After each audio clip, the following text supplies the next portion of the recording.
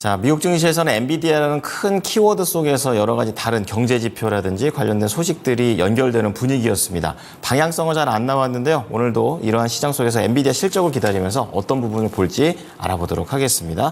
유한타증권의 송태현 과장입니다. 과장님 어서 오십시오. 네, 안녕하세요. 그냥 잔잔했다라는 그런 좀 생각도 들었었고 미증시 평가에 대해서는 어떻게 하고 계십니까?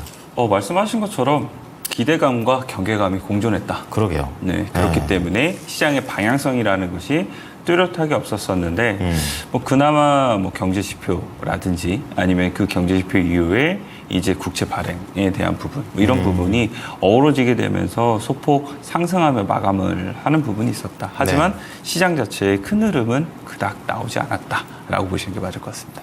그래도 이제 계속 흘러가는 큰 흐름만 볼 게 아니라 자잘자잘한 이런 내용들도 다 체크를 해놔야 앞으로의 큰 흐름도 읽게 될 텐데요. 미국 증시에서 어떠한 내용들이 나왔습니까? 일단은 계속적으로 이제 엔비디아의 실적에 포커스가 많이 집중이 되고 있기는 한데 그 외에 이제 다른 거는 과연 경기 침체가 우려만큼 정말 경착륙을 할 것인가? 아니면 연착륙을 갈 것인가? 중요하죠. 이 부분도 중요했었었는데 일단 오늘 나왔던 경제 지표를 보게 되면은 컨퍼런스 보드에서 소비자 신뢰 지수가 나왔어요. 그 소비자 신뢰 지수가 전월 대비 좀 잘 나왔던 부분이 있게 되면서 이 경착륙에 대한 부분보다는 연착륙에 대한 부분이 조금 더 되지 않겠느냐. 이러한 이제 우려감 완화에 대한 부분이 나왔다라고 좀 보시면 될 것 같고요.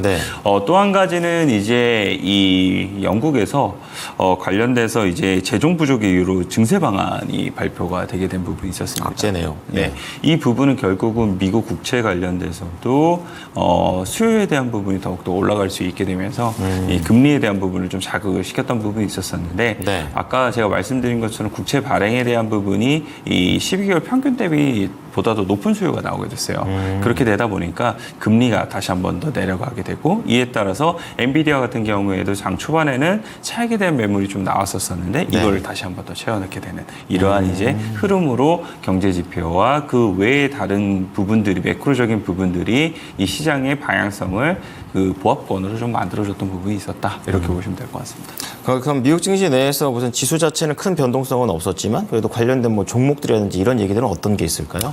일단은 일라이 릴리 관련돼서는 계속 이야기가 나오는 것 같아요. 일라이 릴리가 이제 보험에 적용되지 않는 소용량 관련돼서 가격을 대폭 낮추겠다라고 발표를 하게 됩니다. 비만 치료제요? 네, 비만 치료제 관련돼서 젯바운드에 대한 이 가격을 많이 낮추게 되는데 4주간 이제 원래 이제 유통체인에서 판매가 되던 게 $1,000가 넘게 판매가 됐었었는데요.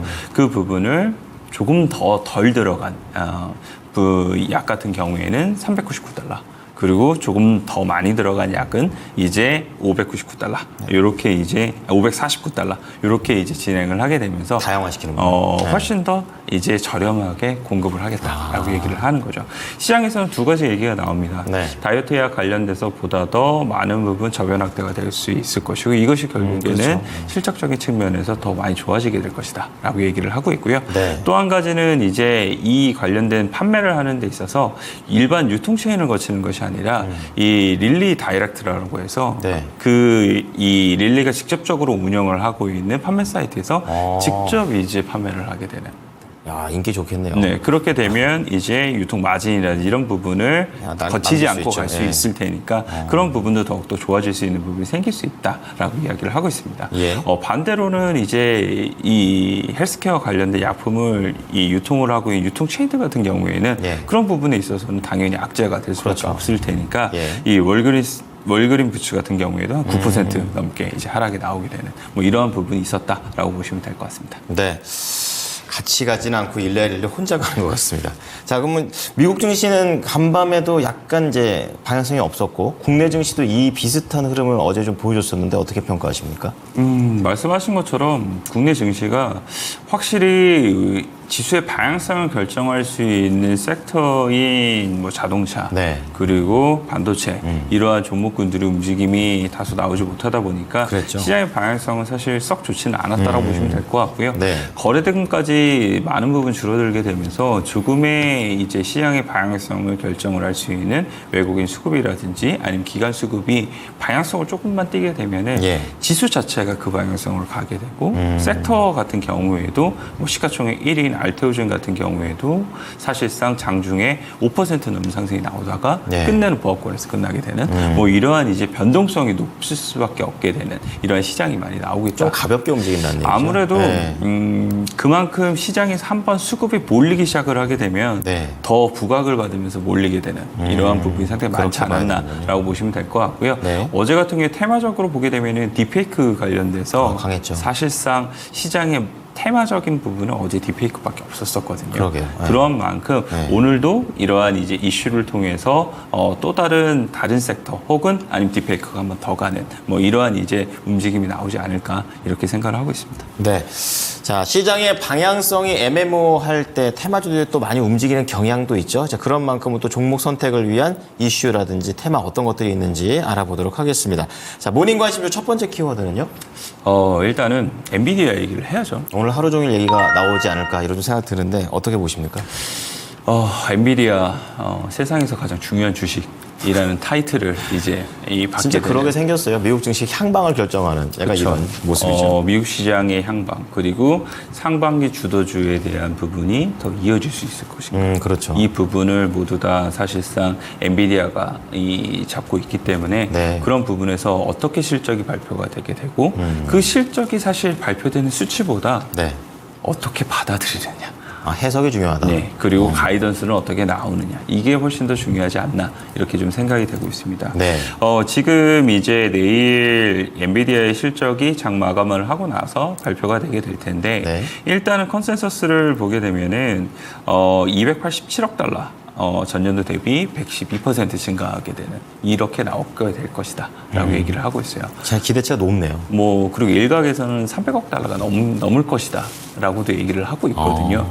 그러한 이제 생각을 갖고 있는 만큼 일단은 눈높이가 높다. 그렇죠. 그리고 그 눈높이를 추가적으로 놀랄 수 있을 만큼의 실적이 나올 것이냐. 이게 첫 번째. 그렇죠. 예, 이제 포인트다라고 보시면 될 것 같고요. 네. 두 번째는 사실 이 블랙웰 관련돼서 지연에 대한 이슈가 있잖아요. 계속 이어지더라고요. 그 네. 약재로서. 그 지연에 대한 이슈가 있음에도 불구하고 과연 3분기를 얼마만큼이나 공격적으로 가이던스를 제시할 수 있을 것인가.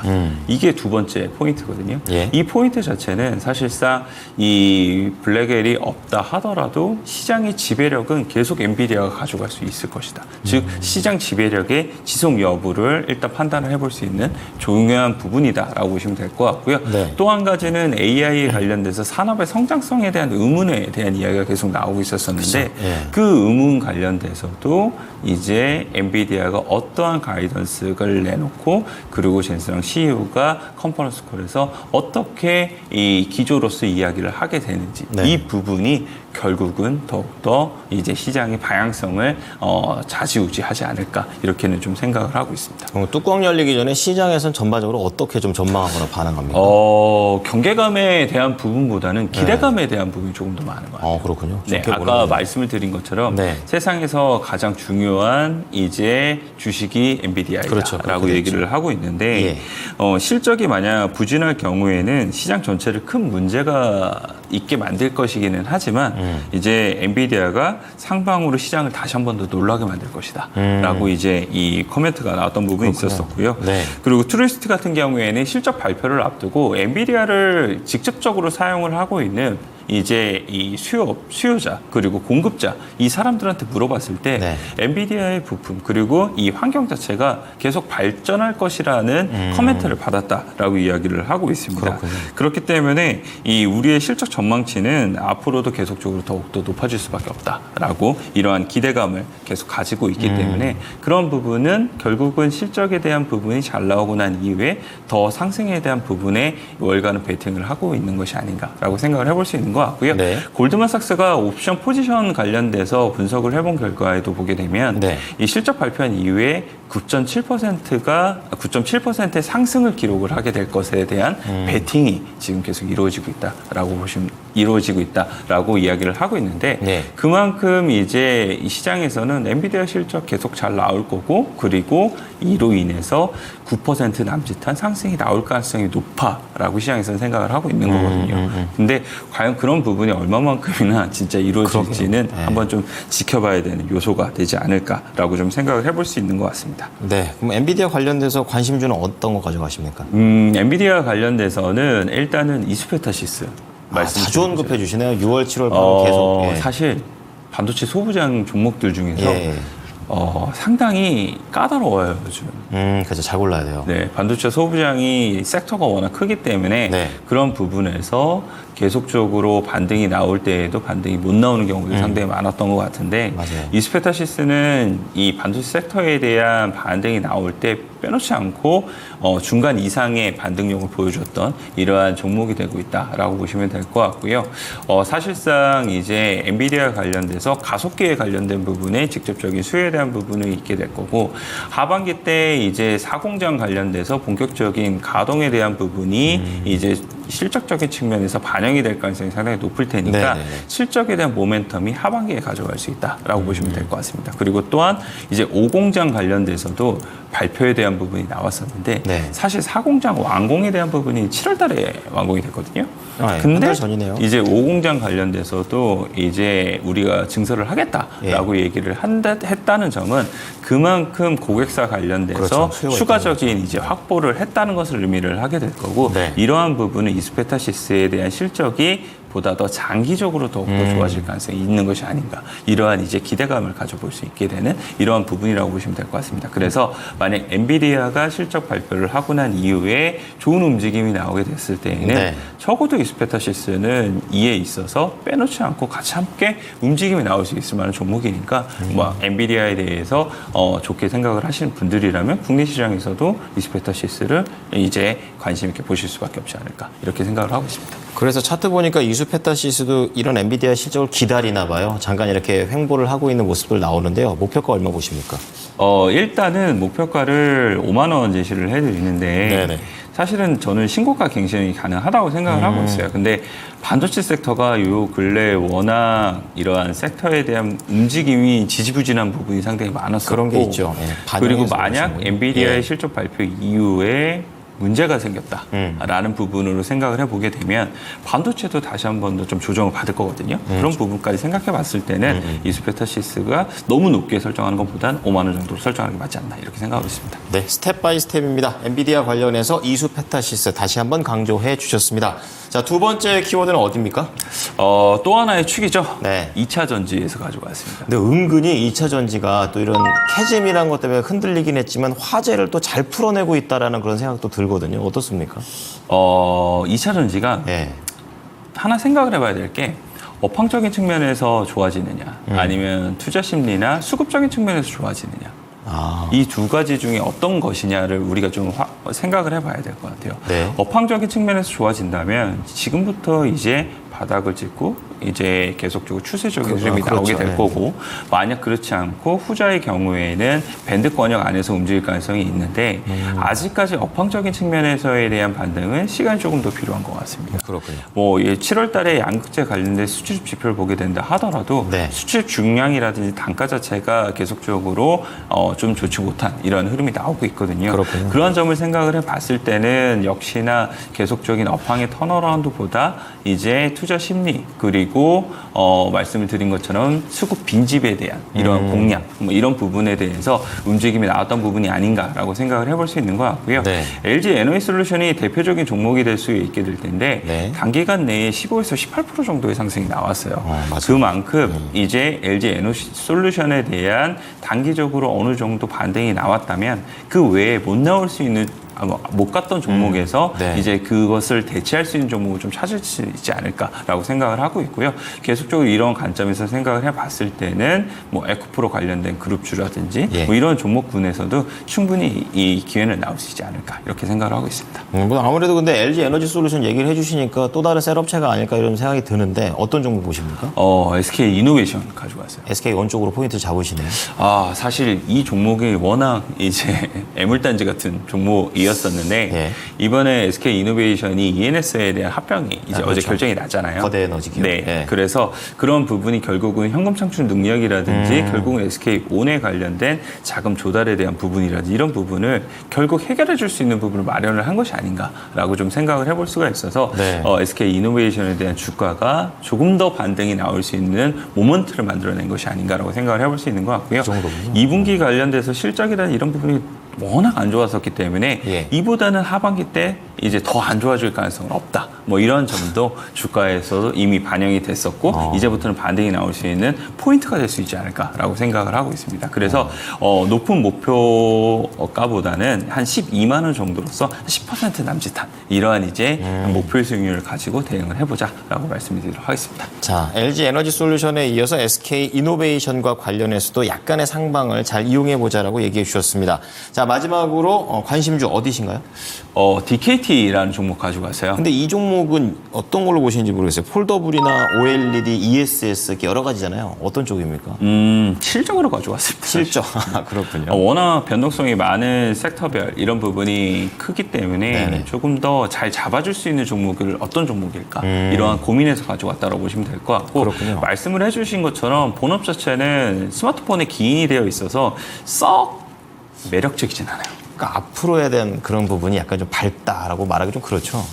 본업적인 측면이 확실히 그런 부분이 있는데 네. 그 본업적인 측면이 이제는 캐시카우에 대한 역할로서 돈을 계속적으로 가지고 와서 그 외에 이제 다른 쪽에 대한 이 산업의 성장성을 가져가기 그렇군요. 위한 이제 포석을 마련을 하고 있다라고 네네. 보시면 될 것 같은데 첫 번째는 IT OLED 뭐 관련돼서 애플의 대면적화 뭐 이런 이야기 계속 나오잖아요. 그렇죠. 네. 그런 부분에서 하나 가져가 볼 수 있다라고 보시면 될 것 같고요. 네. 나머지 하나는 이제 전방 관련돼서 차량 내 이제 무선 충전기 관련된 부분을 이제 제조 산업에 뛰어들었던 부분이 있습니다. 즉 전자 부품에 대한 부분을 하겠다라고 얘기를 하게 되는 건데 이게 이제 BH가 이 대주주거든요. 네. BH하고 DKT가 이제 이 지분을 나눠 가지게 되면서 이런 관련된 이 사업 부분을 창설을 했다라고 보시면 될 것 같고요. 예. 관련돼서 수주에 대한 모멘텀이 상당히 높기 때문에 그런 부분에서도 향후 실적을 더욱더 견인해 줄 수 있지 않는 이러한 부분으로 생각을 하고 있습니다. 그리고 그 외에도 보게 되면 ESS 관련돼서도 이제 사업 부분을 본격화하고자 하고 있으니까 그것은 이제 2025년도 넘어서 본격적인 매출로서 자리매김하지 않을까 이렇게 생각을 하고 있습니다. 네, 기존에 잘하던 걸 가지고 이제 앞으로 조금 더 변화해 가고 있는 DKT라는 생각이 드는데요. 목표가는 얼마나 보십니까? 목표가는 일단 전 고점인 13,950원이거든요. 여기까지 한번 목표가 두시면서 이것을 얼마나 강하게 뚫어내느냐 이걸 한번 지켜보자라고 말씀드리도록 하겠습니다. 네. 자, 오늘 모닝 관심주 3가지 종목 공개됐습니다. 정리해 드리겠습니다. 첫 번째 키워드는 엔비디아 실적 발표 앞두고 이쪽에 포인트를 좀 잡아봤는데요. 이수 페타시스 다시 한번 좀 말씀을 드립니다. 업종 내에서도 계속 차별화되고 있는 그런 상황에서도 이수 페타시스는 경쟁력을 보여주는 그런 주식이 되겠고요. 또 증설에 대한 모멘텀 그리고 하반기 실적에 대한 부분들도 있습니다. 자, 우선은 1차적으로 5만 원 정도의 목표가 제안을 해주셨고요. 두 번째로는 2차 전지의 반등에 대한 부분들을 좀 자세히 설명을 해주셨는데요. 어떻게 보면 SK 이노베이션을 말씀해 주셨습니다. 자금적인 측면에서 해소된 부분도 있고 사실 더 이상 잃을 게 없다라는 그런 관점입니다. 12만 원의 목표가 그리고 마지막으로 DKT가 되겠습니다. 실적. 그리고 애플, 그리고 전기차 충전과 관련된 부분에 교차점에 서 있습니다. 전고점을 우선 내다보십니다. 13,950원 말씀드리겠습니다. 네, 과장님 오늘 말씀 잘 들었습니다. 네, 감사합니다. 네, 지금까지 투자 판단에 도움이 될 수 있는 정보를 제공해 드렸습니다. 하지만 특정 종목의 상승과 하락을 보장하지는 않으니까요. 이 부분 참고해 주시기 바랍니다. 오늘도 성공 투자하십시오. 고맙습니다.